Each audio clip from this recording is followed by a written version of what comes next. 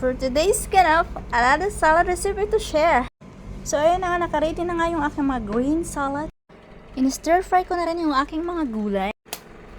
In a large bowl, kinumbine ko lang yung green salad and then lahat ng mga gulay. Dapat yung oyster sauce ihahalo sa gulay, kaso ayaw ng amo ko. So ginawa ko na lang siya para medyo magkakulay. Nilagay ko lang siya sa ibabaw. O, ganun lang. Para-paraan lang yan, Day. Ayun na nga. Charan! Ready na ang ating salad.